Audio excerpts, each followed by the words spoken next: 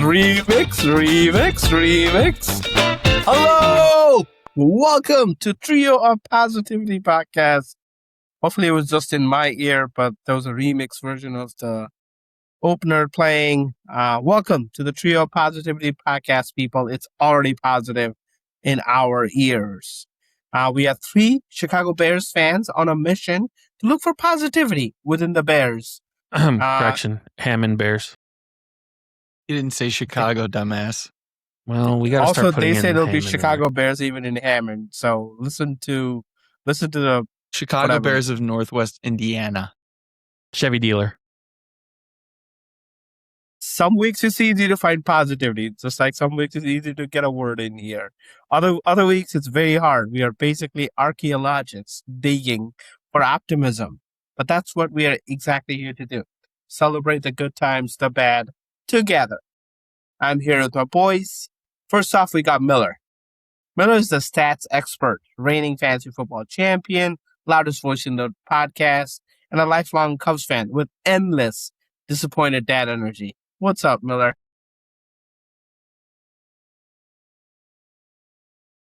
Ravishing. Then you heard Chris. He brings the radio voice, the jokes, the confident hot takes. He has expertise. No, that's not true. Hey, he did not cut you. Boobin, start over again. Glaze me up, daddy. Ravishing hot take. Chris brings the radio voice, the jokes, the confident hot takes. He's got expertise in soccer. He is also a Cubs fan.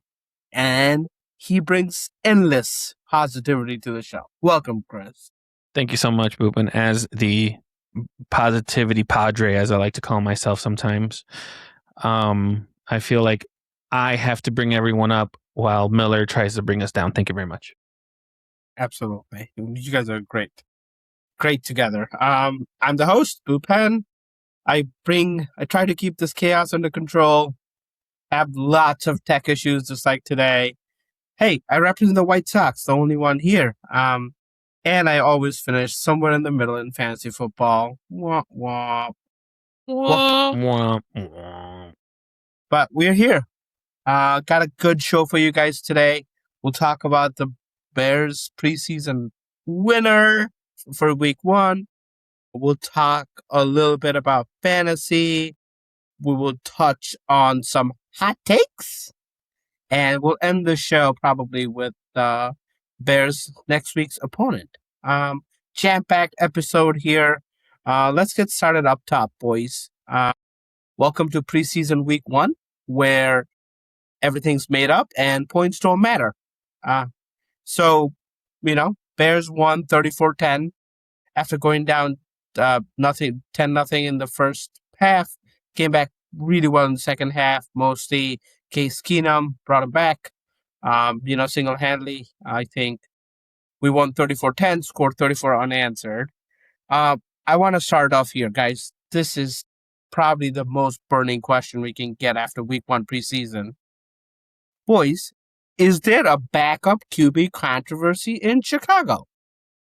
Case Keenum, perfect passer racing, by the way, 9 of 10, 151 yards, 2 touchdowns. Mr. What did you call it? Something Agent Bajan himself threw an interception. He didn't get much help from the line, but he threw an interception, didn't look as hot. So, who's the backup? Boys, is there a controversy brewing? Can I start? Floor is yours. Do you think there's a controversy starting at calling plays? Okay, then why would there be a controversy with backup quarterbacks? Because one guy looked like he was second coming of Tom Brady, and the other one looked like Mitch Trubisky. Ben Johnson called the plays in the first half. Antoine Randall called the plays in the second half. So by that logic, we should fire Ben Johnson. Fire Ben Johnson. That's what I think of your quarterback controversy bullshit. I don't think it's a quarterback controversy. I think the question should really be, is there a trade market for either one of these players? And I don't know if preseason week 1 will really answer that question. I think Okay. that's a fair place to go. And the question would go to, did polls already fuck that up? Which is very possible, because rumor had it that Arizona was in the market for Bajent, and they seemingly have a quarterback now, Carson Beck. So I don't know that currently there's a trade market for him out there that I can think of. Weeks preseason 1, and we already have Brian Poles thrown under the bus. That's what Well happens done, when you're Bears ranked fan. 19th out of 32. Well done, Bears fans. Well done. The thing is, though, Miller, with that same logic, if Badgen comes out slinging next game, is his market back up? Well, he's hurt, so that's not going to happen. I mean, let's assume he was healthy His and he market played is great. there. I mean, his market isn't going to die off of one game. Okay, that's what I was basically trying to get at. He's got a path, a proven history of being a solid backup in this league. Like, there's multiple. I'm sure Pretty Fucking False has multiple articles ranking him in the top 32 quarterbacks in this league. So we're good. He's good. It's just you need two to tango, as they say, and I don't know that we're gonna get a suitor mid-season anyway. All right. That's already more time we probably should have spent on the first game. Let's leave it there if that's okay with you boys, and move on to the hot takes. Okay, can we? I mean, let's give two fucking things that actually happened in this game. No, I was not gonna. Like, He wasn't gonna. You just said score doesn't matter. I gave him the score. I gave him Score what doesn't happened. matter. I know, but there are some things that mattered. I mean, we had solid. You get 30 showing. seconds. Go. 30 seconds. Okay. Go.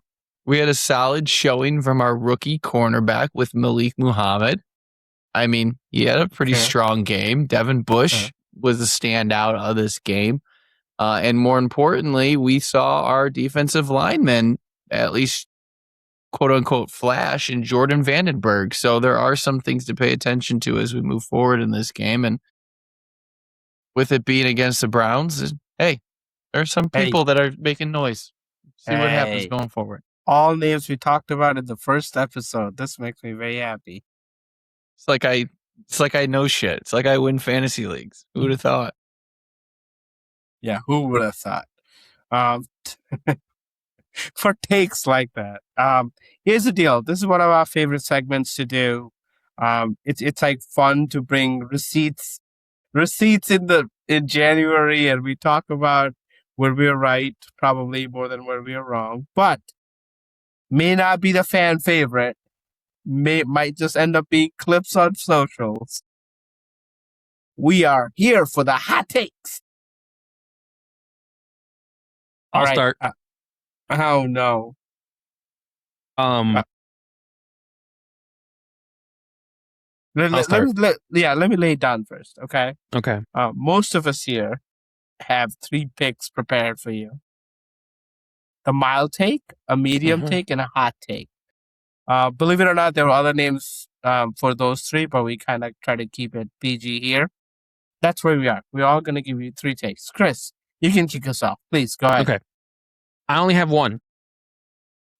Like I said, most of us had 3. You're not most of us. Correct, because I'm the correct one most of the times. It's too early for hot takes. Wrong. Hear me out. Anything that we say at this point will always change. And at the end of the day, if you're just looking for clicks, I don't care.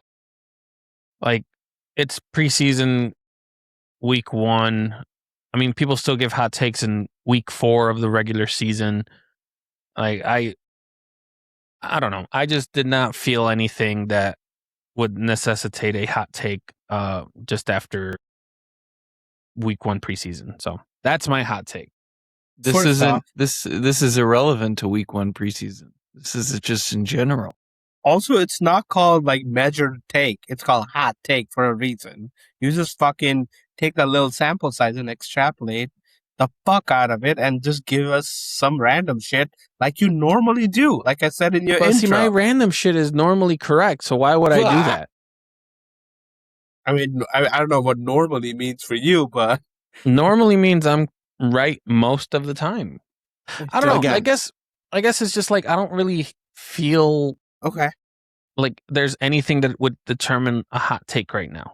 Well, Personally, it is kind of nice to have you just out of the way with the first take, though. Now, between Miller and I, you can judge if our takes are, you know what? I like that. Hot enough. I like that. Miller, do you want to go first?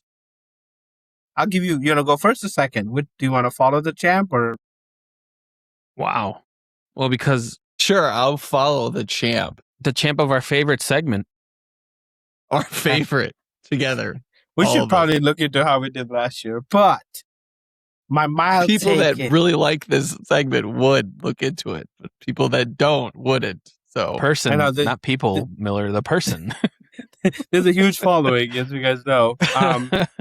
This is my mild take, and this is in no way biased by my fandom.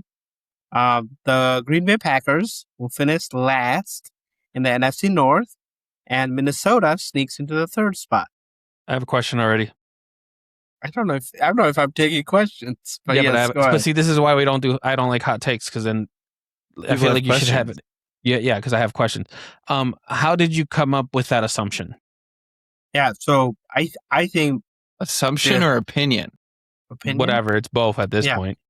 Like, I think a good chunk of, like, they got rid of a bunch of wide receivers, right? So in my eyes, they're counting a lot on Tucker Kraft, Josh Jacobs. Who got rid of wide receivers? Green Bay. Wicks and what's the other guy? They got rid of 2 wide receivers, did they? Wicks and Dobbs. Dobbs, thank you. So they're just counting a lot of injuries. Like Tucker Kraft to come back healthy, Josh Jacobs to stay on the field, and Micah Parsons, who's already missing 6 games, it seems like, to like come back in the same form. So their O-line, which always seems to, like buck up better than what people tell them to be, is probably the least recognizable O-line name brand wise. So all that combined, I think Jordan Love might have a good year throwing the ball. I think Packers have a lot riding on some injured people. That's why I think they fall flat on their face and finish worse in a very competitive division. That actually was a pretty nice measure take. It's not even hot anymore. No, it's still hot. All right, Chris. Now that the champ has gone, I guess the other person can go. My mild take is, now that Mr. Tomlin's gone, I think this is the year that Pittsburgh actually falls under 500. Book it, Dano. I think I say that every fucking year on this show. I don't know. I don't know. You gotta give us either both get the hot rating or one of us get a not rating, Chris. I mean, you could say they're okay. Like, I don't necessarily think they're hot. I think these are. I mean, actually, no. Mild. I understand that you don't know and understand hot sauces, but like typically mild is pretty bland. So I'd say I'd give Miller bland then. Yeah, I'd give Miller bland for sure. Boopin was a little bit too spicy in my opinion. You just hold on to your horses, buddy. Medium's coming up. Okay, so Packers, who were in the playoff last year, right? Like I said, they would finish last. Okay, hot enough. Here's my second take, my medium take. Super Bowl, runner-up, I guess. Patriots do not make the playoffs this year. Might have a better season statistically than last year, but Patriots, again, don't make the playoffs is my medium take. You're wrong. Like, I would agree with them not making the playoffs, but I would not agree with May having a statistically better season and them missing the playoffs. I You would should have just stuck probably with the first part. I would have supported it. And then you had to say May having a better season than last year, because he had a pretty good season last year, didn't he? He did. Yeah, I don't see him. AJ Brown being there, they potentially having to play catch up more. I don't know, like the schedule being slightly harder. I think people are very high on him. I'm personally not, but like I don't want to think I'm the expert. I want to at least listen to what other people are saying. So You're think the champ. You're not the expert. You're the champ. that's true. This is why you go halfway, I go all the way in, baby. Yeah, we can't disappoint his fan. Miller, what is your take? Oh, yeah. My mild take. Oh no, my medium take. My medium take is the Jacksonville Jaguars, specifically Trevor Lawrence, will lead the best passing game in the NFL. That's pretty solid. Good. He did fairly well last year too, didn't he? Like he got hurt, I know, but like he was like he came in on the end. Yeah, they started to get things rolling at the end of the year. They got 3 wide receivers with Parker Washington, BTJ, and then Jacoby Myers, plus a good tight end. They don't have much of a running game. We'll see what translates there, but I could see that passing game being pretty electric. Who would be behind them, or who would be the top 3? Cowboys and Bengals, probably. Wow. I think Chargers will be up there too. Would you put Chargers above them, Boopin, above Jags? I think so. Mostly because Herbert usually, has crazy stats anyway. But like with the O-line being healthy, nope, that's fictional. I know the center went down. I know what you're talking about, but like the guards are probably best in the league. They have 2 of them now. I mean tackles. Tackles, thank you. Jeez, dude. Come on, it's like you haven't brushed You're disappointing your fantasy. fan with this take, buddy. I think I was gonna put that Herbert is gonna be the MVP here as one of my takes, but I didn't think it was that. My only concern with that is has Harbaugh ever had an elite quarterback? Yeah, I guess not elite, but Kaepernick was never known for the passing game, though. True. Alex Smith, right? He was there. I don't know. Before? I mean, you might have been, but then they got rid of him to the Chiefs. But that's my only thing. Harbaugh is known for the running attack. He's not known for the passing attack. So that would be my hesitation there. But I mean, it's a fair statement. Well, I mean, it depends on how Harbaugh wants to take McDaniels' offense too. So looks like it's McDaniels. Wait, did he just come up with a good statement to add something to this podcast? I'm impressed. That's a hot take right there. I always have it. But I mean, that was probably one of the biggest hype coaching moves was him going to that team. And I mean, whether the project worked in Miami or not, people still said that he ran a good offense. So yeah, they did run a good offense. I think I picked Tua to throw for 5,000 yards in this segment a few years ago. So if he could do something like that with Tua, I'm assuming he can do something close, if not better, with Herbert. Yeah. So it's a good argument there, right there, baby. I would say you both have good hot takes on this one. This is probably an equal amount of hot take. Okay, all right. Well, you haven't seen my hot take then. This is I think I win.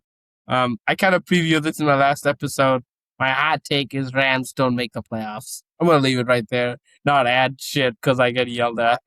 And I'm not going to let anybody respond because this is the hottest of takes. My hot take is Daniel Jones gets benched. Okay. For Richardson? I didn't get to say shit about yours. You don't get to say shit about mine. But can I ask questions? No. Okay, I guess, Chris, if I can't ask questions, then yeah, sure. Both of you guys can take it. I think one is probably more incorrect than the other, but I mean, feel you can bad ask saying questions. Yeah. You can ask a question. I don't fucking You can ask clarifying questions and then you pick a winner. Of Okay. hot takes. What is the reason behind saying the Rams will not make the playoffs? Because he hates Puka. That's the reason. I think Puka's gonna be Antonio Brown II coming up very soon this year sometime. He's gonna walk off, hopefully with his shirt off. With his shirt off, good lord.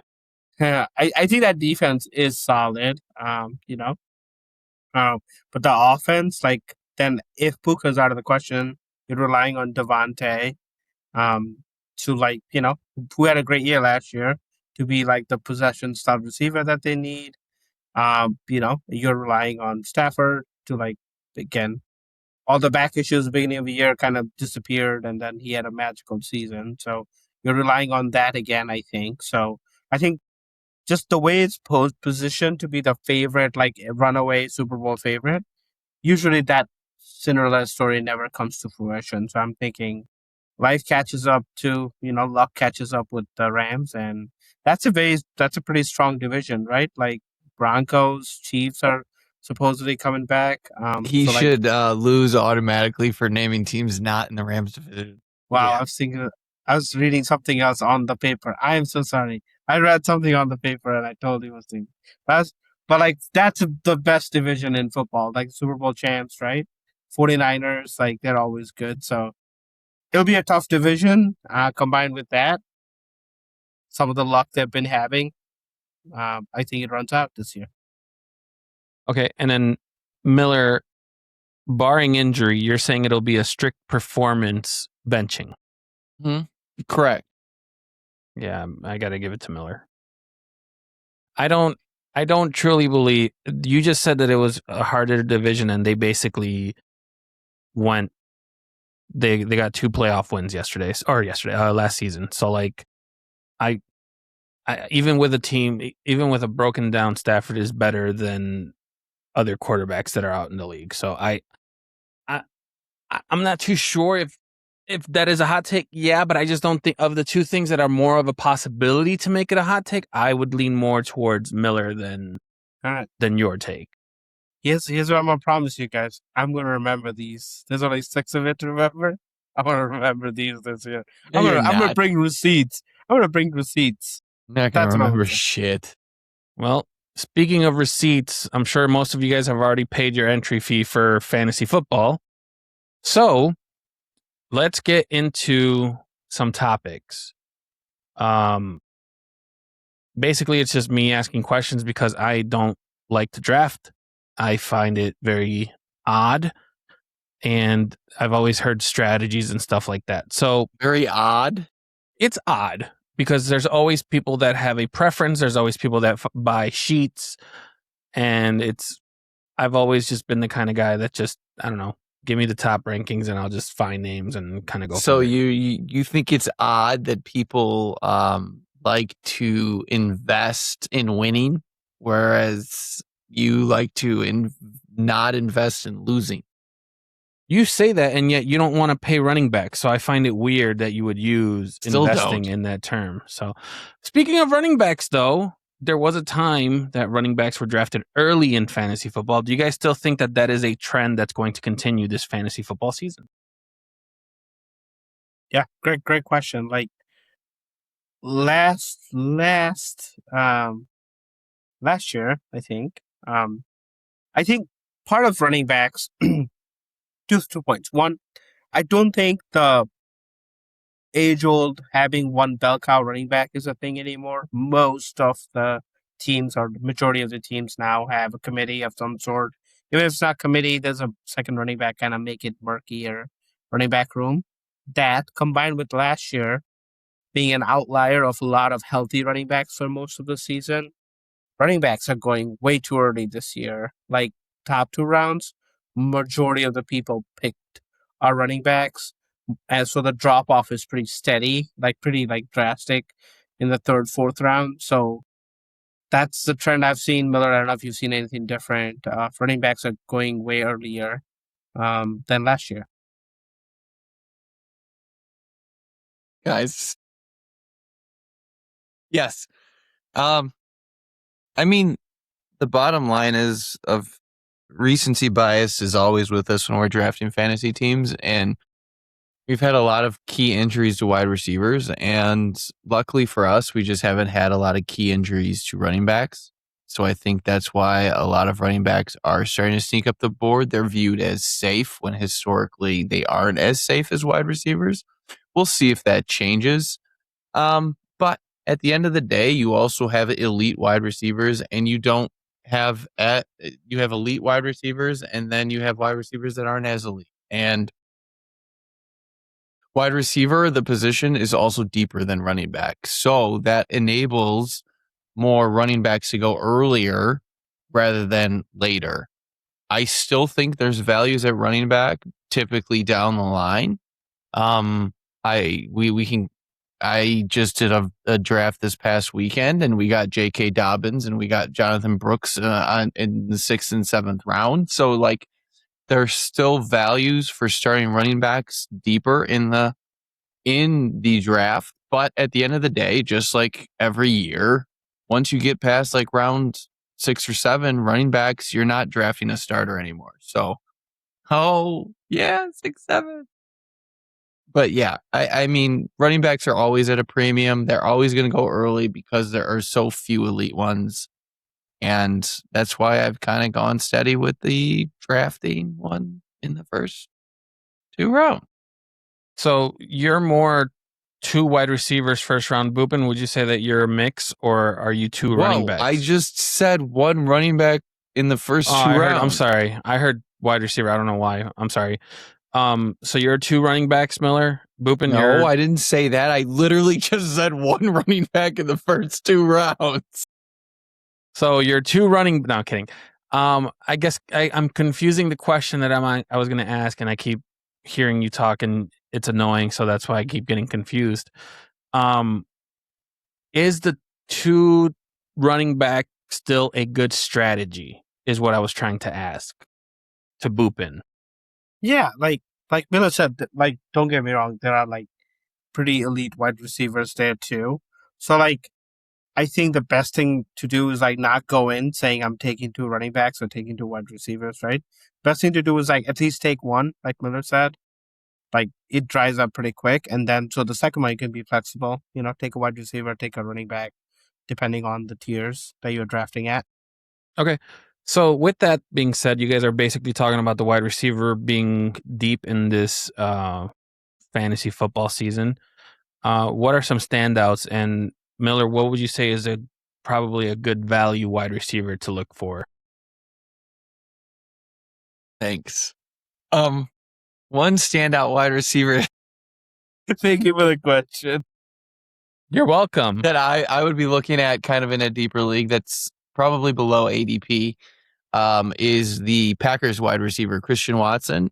He is one wide receiver that I have my eye on. Obviously, he has a pretty vast injury history. Yeah, you're welcome, buddy.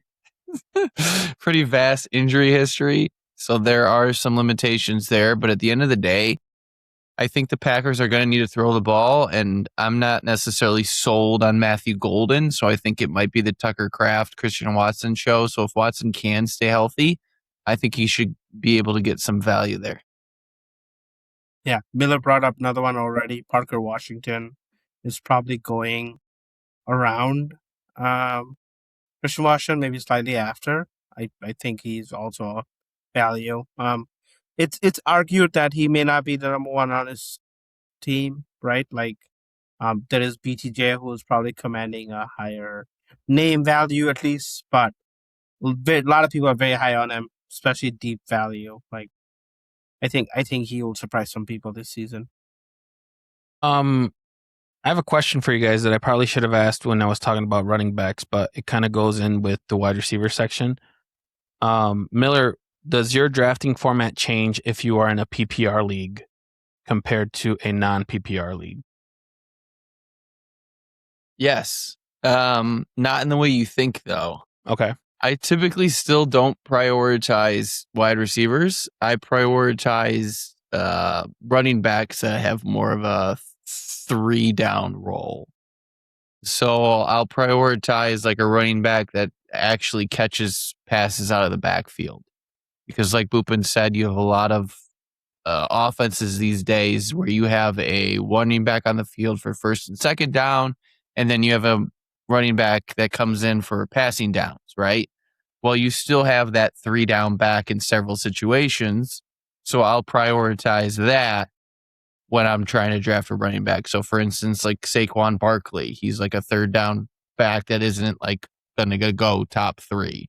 I might prioritize that if I'm drafting in the 1st round or wherever I'm drafting, because I know he'll still get the passes. So he'll still get that extra points and he'll still get solid rushing yards as well. So I don't necessarily prioritize wide receivers over running backs in a PPR league. I'll just kind of draft my running backs a little different. Boopin, in a different question for you, being a PPR league, how much of a play does a wide receiver have on his numbers? Depending, like, how dependent are we on the quarterback that will get him those PPR formats? So, like, are we looking at good quarterbacks for that receiver, or what are your thoughts on that? Yeah, like an accurate quarterback, right? That probably is not as mobile, is probably nice to have in those cases. Like, as soon as you asked the question, I was thinking of like Lad McConkey or like a Chris Godwin, who like maybe is like McConkey is going pretty high, but Godwin and stuff, that like maybe Jaden Reed in Green Bay, like they're not the sexiest names, but especially in a PPR, a full point PPR, like these people score a bunch of points too. So like those places come to mind. Yeah, obviously less running, less mobile quarterback that's fairly accurate, like a Jared Goff maybe. Like that would like come in. Like I would probably prioritize them if I can. You brought up Chris Godwin, and we know that injuries are always fun to talk about during fantasy football. Have you guys noticed any changes on draft positions for any of these injury-prone players? Yeah, it's been interesting. Like a lot of people come in, like not just injuries, Chris, devastating injuries, right? Scadaboo, Neighbors, right? Rice, Judkins, like it's been a couple of years for Chris Godwin, I think, but Godwin, Kittle, Dart, like a lot of names last year that are being drafted, like pretty, decent draft position this year, have an injury, have an injury, but it seems like for the most part, people are taking their shots on them and they're being drafted pretty high. So I think while it's a concern and something you want to keep in the back of our mind, people are still happy to take shots on them. Like a lot of people are high on Scadaboo, a lot of people are high on Neighbors. It seems like injury is not keeping those ADPs down this year, at least from what I've seen. It's really interesting if you look at it. Like, there's a lot of players coming off of pretty significant injuries that are still making a lot of noise in training camp. Like, you can look at someone like Patrick Mahomes, who tore, I believe, his ACL at what was it? It was late in the season last year, maybe week 14, 15, and he's in training camp right now. So you're talking 9 months. You're not talking a year. I remember when AP came back, it was almost, I think it was under a year, but it was like a miraculous thing. And now we're seeing someone like Mahomes come back. And yes, he doesn't do the side to side lateral movements as much, but it's like, oh my gosh, he's going to be playing in week 1. So it's kind of crazy to see like the trends with injuries. And it seems like specifically this year, a lot of more what can be quantified as like a serious injury, like a Achilles tear, an ACL tear, and they're still planning on playing in this coming season. I think Daniel Jones was he ACL or Achilles? I thought he was Achilles. And he broke everything. Projected. Like everything. He's projecting to start too. And it's just like, what the hell is going on? It seems like a lot of these injuries, I don't understand if maybe technology is just really advancing the recovery times or what. But I think this year, like you said, a lot of these players are being drafted pretty high coming off of significant injuries. So it'll be interesting to see if their production drops because of these injuries that they had last year. Miller, you talked a little bit about the limitations that Patrick Mahomes will have, and we kind of know that rushing quarterbacks in fantasy football seem to be the golden goose in some instances. Are we still looking at running quarterbacks as, hey, if you can get one, great? Or is there any sleeper quarterback positions, or not position, but styles of quarterback that we could look at? Rushing's king when you're a quarterback, dude. Got to look it down the line. I mean, at the end of the day, when in a normal fantasy league, rushing yards are worth 10 points, passing yards are worth 25 points. I said that wrong. Opposite. 10 rushing yards are worth a point, and 25 passing yards are worth a point in fantasy league. So rushing yards are a premium. So when you have someone like a Jaden Daniel or a Lamar that you can count on to put up 600 yards rushing, you're talking 60 points added to that guy's statistics. So rushing is always a plus, and you're seeing in today's day and age, a lot of these guys are really athletic. Like, you remember the days, I mean, go look at Matt Stafford, Jared Goff. They don't leave the pocket. They don't move. They don't get rushing yards. But then you look at all these newer quarterbacks, like you can name them, like Caleb, Jaden, Drake May, all these guys, Bo Nix, all these guys have a pretty, they have a pretty high floor when it comes to rushing yards. You're looking at least like 300-400 yards. So it's nice that most of these guys, they do add that rushing floor on any given week. But when you do have that elite rusher, like the Jaden and the Lamar, it is a positive. One guy to look out for that doesn't have much of a track record. Poopin's just gonna, don't worry, guys. I've given away all my secrets, but don't worry. He'll still lose to me in the playoffs. It's fine. Is Malik from Miami. Just keep an eye on him. He has performed well. He's getting with the Dolphins right now. He performed well against the Bears last year in the Packers. He's looked good running an offense. We'll see when he gets the reins down in Miami. But the one thing about him, he's going to run the football. So you have that floor of him being able to run the ball. That might be able to, I'm not saying that draft him as your number one quarterback, but there might be some spot starts there that you might be able to throw in. Boobin, anything you want to add to that? Yeah, like Miller said, up top, 4 or 5 guys up there. Top 3 definitely run. Like the 2 guys that make it up there without rushing are Drake May and Joe Burrow, right? Part of really good elite offenses. But the point I wanted to make was, like, while quarterbacks in the last 3 years up top have really made the difference, just the drop off between the top 3 and maybe like top 6 is like significant compared to the rest. This year, at least, projection wise, it seems like you can, I'm not saying wait till the last round, but you can probably get a decent quarterback in like 10th, 11th, 12th round, like sometimes like Brock Purdy, Mahomes, Knicks, Stafford, like people like that are like, part of decent offenses that like they still are available. Miller was talking about rushing upside in the back. Kyler Murray is back there. Kyler, guy from New Orleans, Shook, he's back there too. Like a couple of names out there like that. You'll not feel great every week, but like I think they will be able to give you a certain floor. And if you're taking an upside higher up instead of taking a onesie position, I think it can get the job done, especially this year.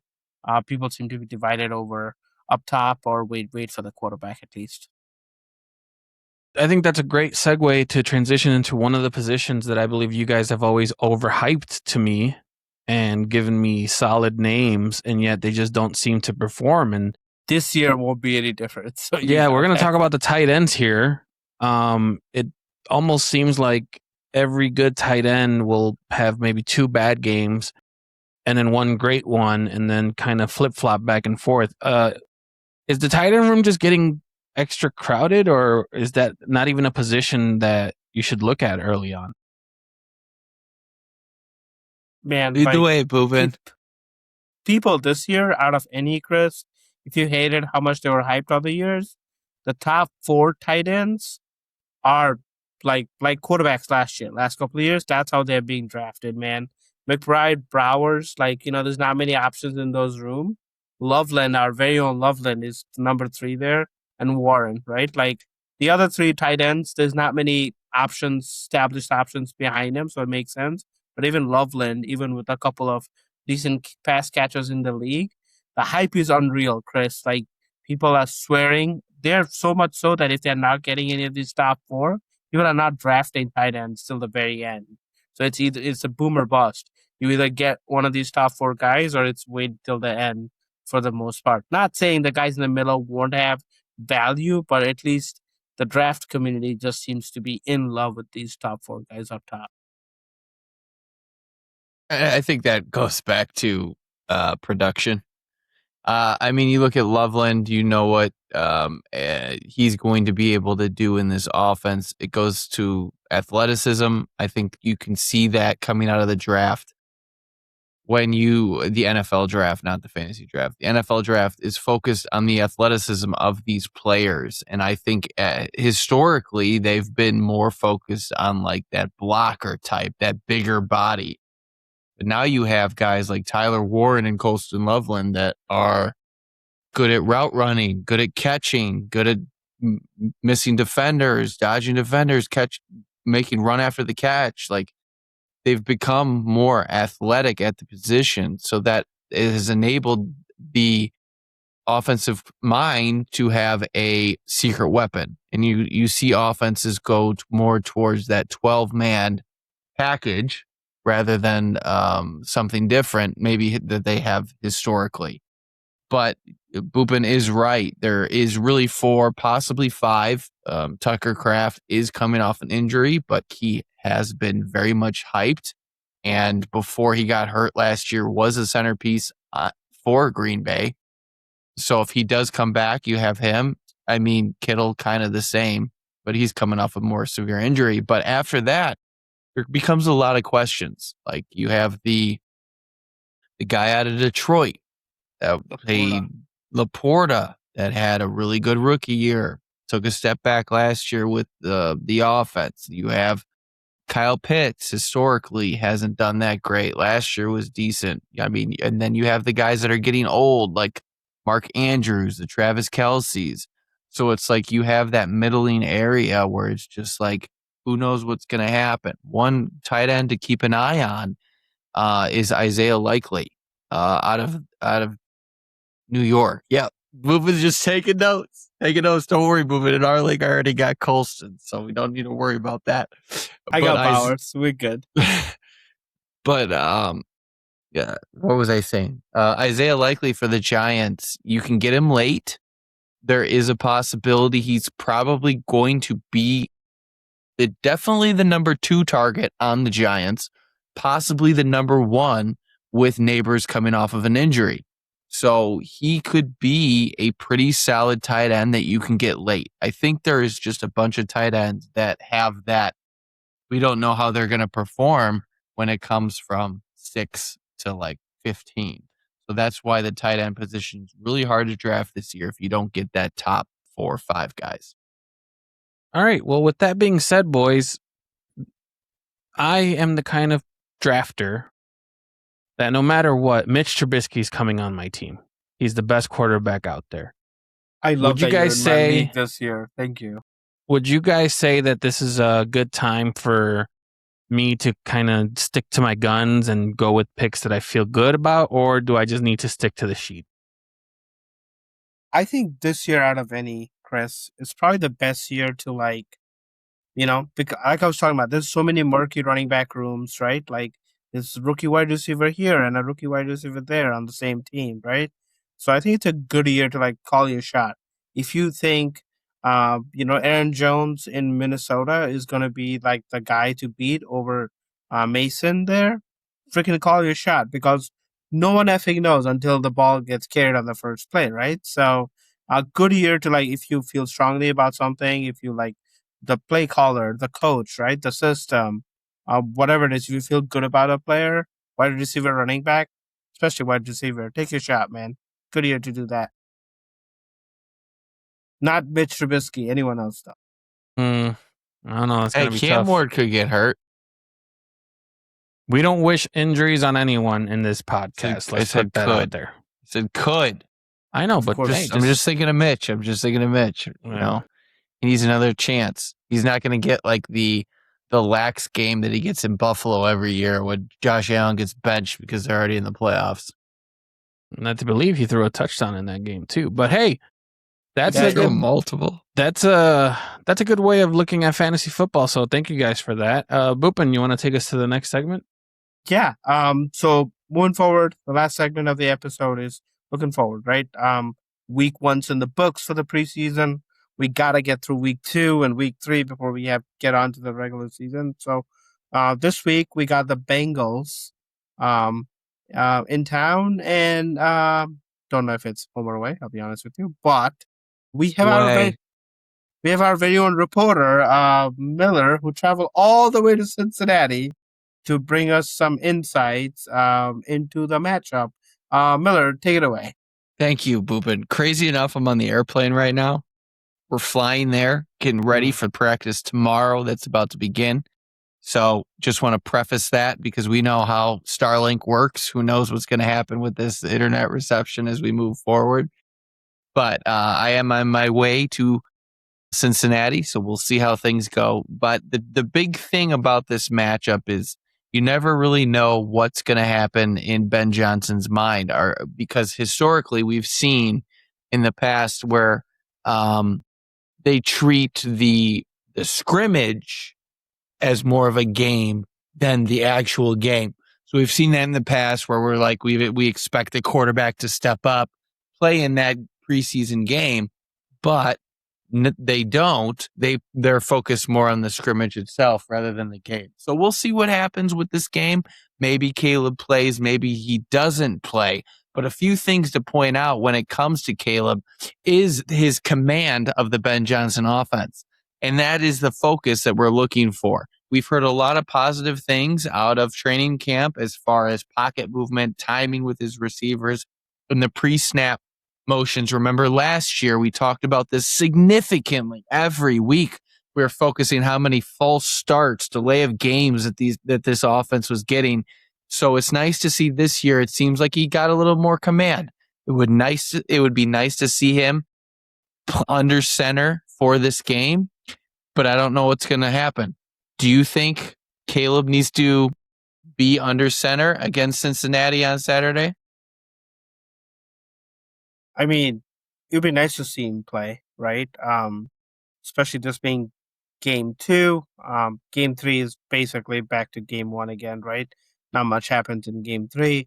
So would love to see some sequences there where he plays. And like you said, all of it, right? The timing, the pre-snap reads, like everything we did. It is funny to see. I don't know if you guys saw this or read this. I think one play we had 4 tight ends on the field, I think. Like they're doing whatever they can right now, just trying out things. So maybe he won't play, but if I were to take a guess, if I was a betting man, I would say he plays maybe 2 series, trying to get a touchdown in there, get some score, and then be done for the season. Like you said, the injuries and stuff like that, man, those are real things. I'd rather him play it safe than try and. It'd be amazing to see Caleb play, just so we get our expectations even higher. But I think it'd be better to be smart here.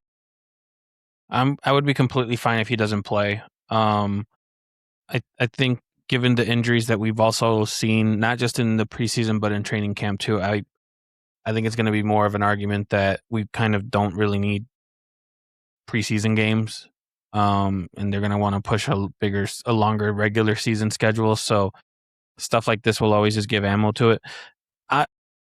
I agree with Miller about seeing the command of the offense and stuff like that, and seeing less penalties and all these things. But we saw it before where we think a team has a great preseason and then they just a random game, they just go back to making the same mistakes that we're used to seeing. So I just don't. I don't know how you guys feel. I just don't put that much value in preseason anymore. I get that there's players that have to win positions and stuff like that. Like I get that. But from a fan, it doesn't just get my attention like it used to. not to be disrespectful, but I'm going to be disrespectful. I agree with you in the sense that I don't think preseason means that much anymore. But I do feel that training camp is very important. And I do feel like these practices are important. So the fact of focusing on the preseason games to me is very minute because a lot of times you're not going to see stuff that is going to be relevant to the season. But I think the battles in training camp, I think the stories out of training camp are important because last year we saw it. We saw it firsthand, man. This offense was a mess. Caleb was learning a brand new system that was a mess. We had delay game penalties, false start penalties, because obviously he's learning a complicated offense under Ben Johnson. This year, well, it'll be wait to be seen. It'll be wait to be seen. Let's be fully honest here. It seems like the reporting coming out is talking about how much better he's running the offense. He understands what needs to happen, the call needs to be in the huddle. He's focused more on reading the defense than he is on placing the call in the huddle.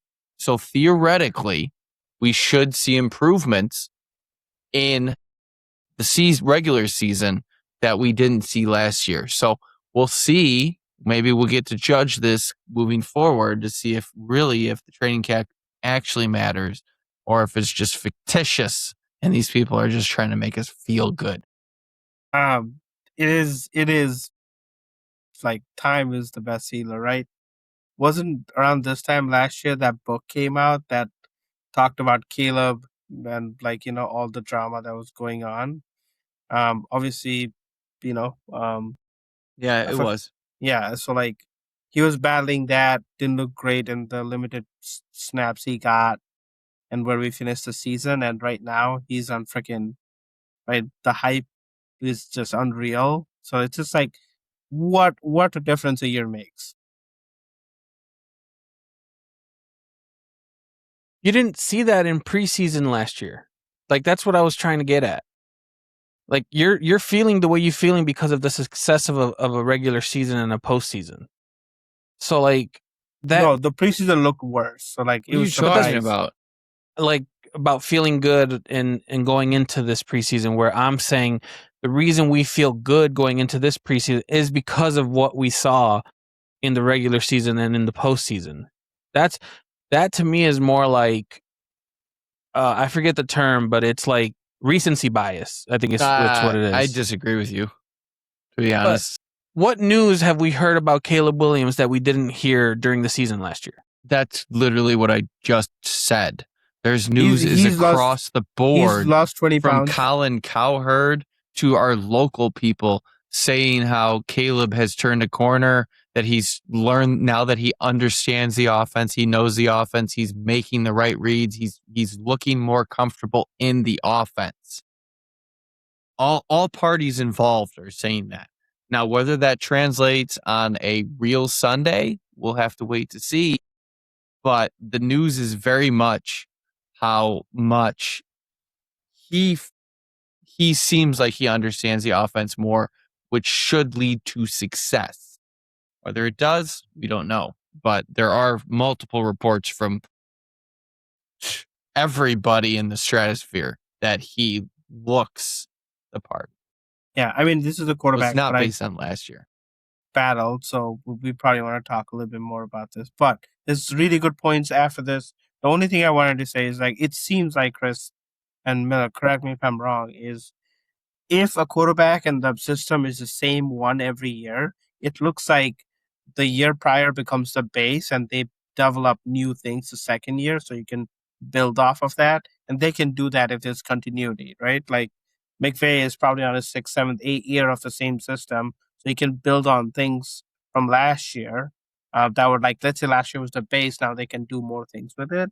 So it seems like just knowing that base offense at the back of your mind, that you have run it successfully, got some success, now being able to build on it is, I think, part of the confidence too.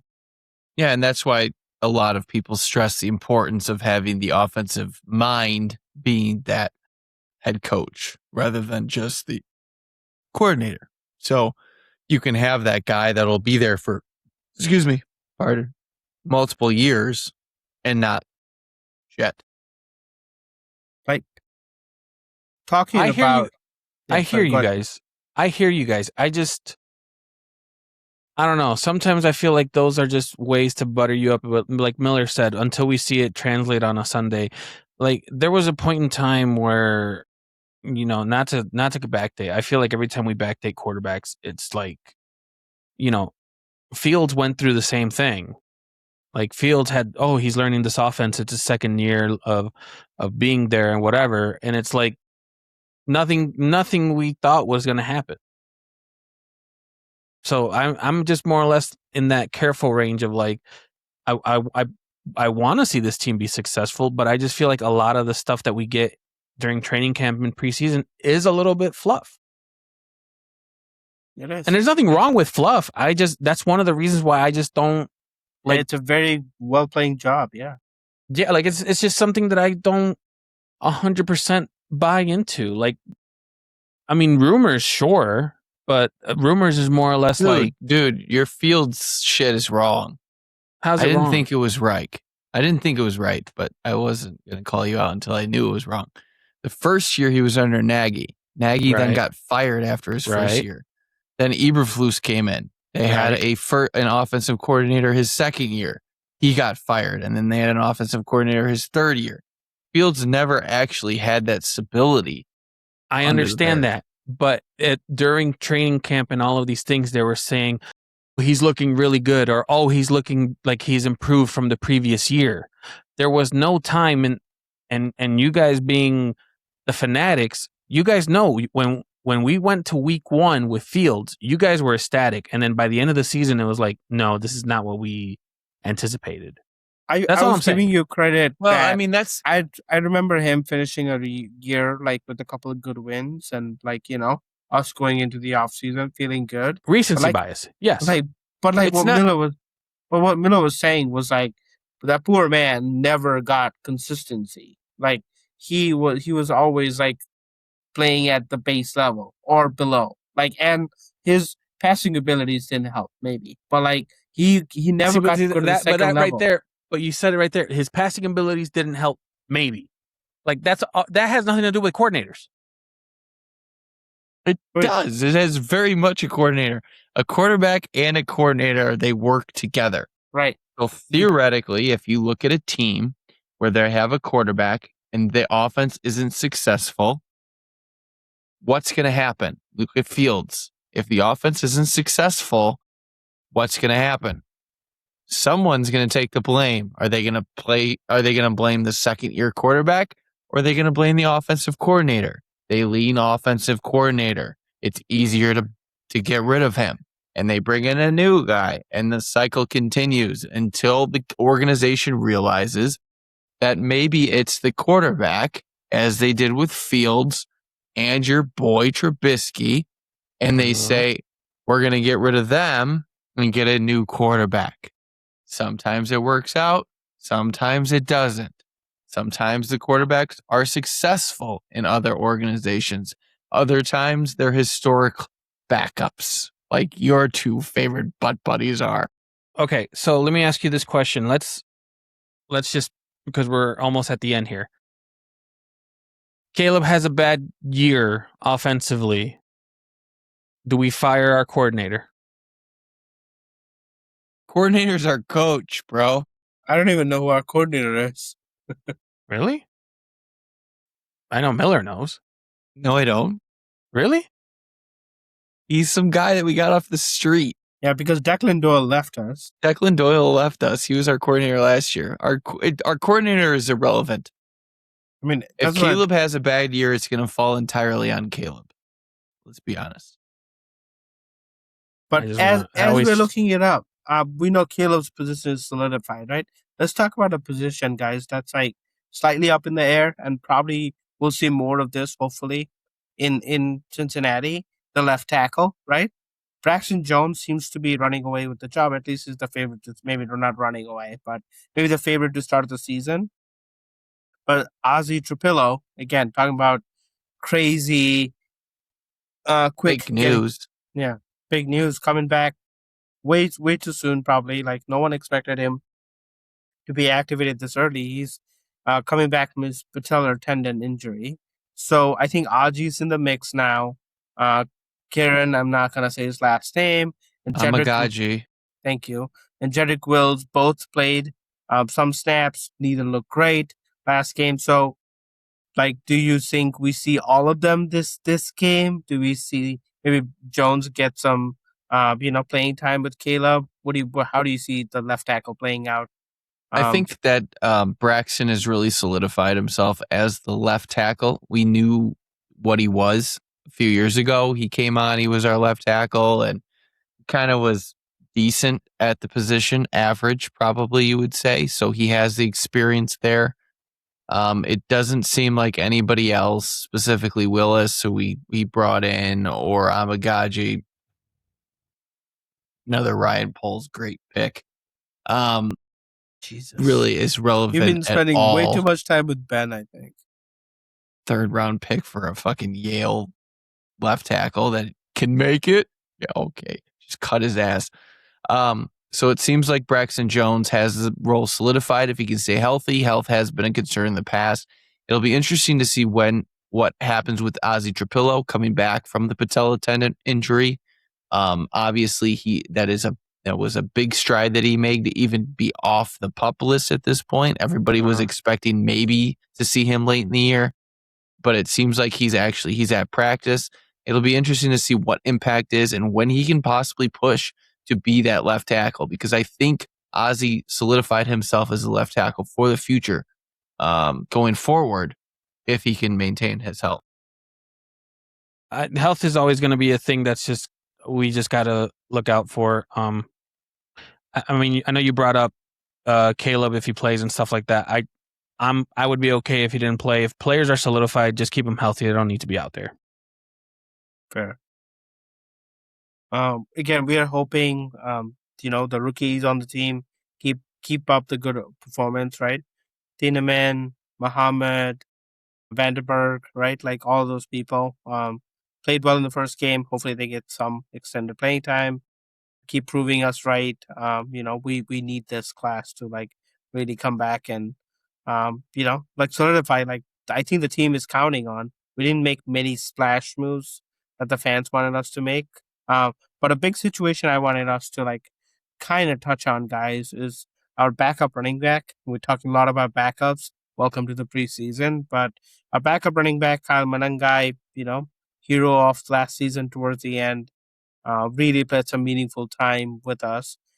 He's currently considered week to week with a knee injury. How do you see this working out, right? Rosan Johnson actually, I don't know, it was pretty late in the game or later in the game, but like he flashed a little bit in the first game, but you see him coming back. Ahmed had some good games too. How do you see the running back room playing out for this game in particular? It's really a crapshoot, if I'm being honest. Like Chris always says, it really matters what the coaches and GM who they have that belief in. And at the end of the day, yes, Poles drafted Roshan, but we all know what Ben Johnson thinks of fucking Poles draft picks. So Do we? I don't know that he has anything solidified. So based on Ahmed's performance this last preseason game, I could possibly see him take the reins. The only thing that I would give to lean Roshan's way is the fact that he's a bigger back. He might be able to get that short yardage, whereas we all know DeAndre Swift doesn't know how to run straight in most situations. So that is one prop that I would give to Roshan on why he may be number 2. But there is no Elijah with Ben Johnson, so it's definitely going to be the best performer in these preseason games. You say that, and I just keep coming back to what Detroit did when Ben Johnson was there. There is a chance we could just be a running back by committee.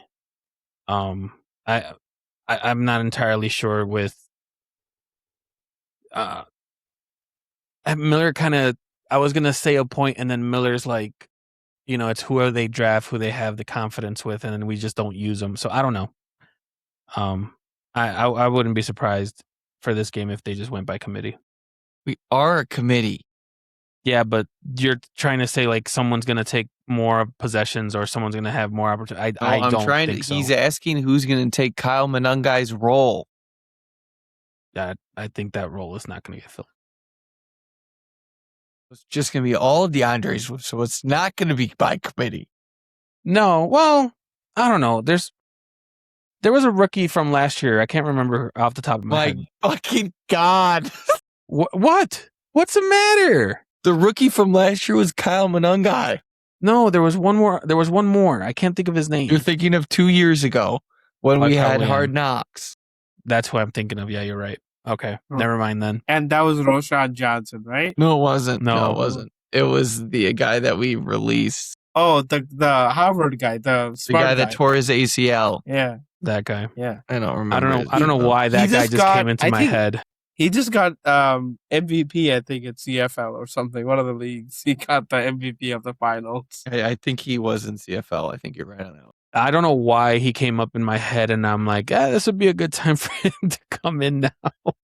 That guy was such a good anomaly.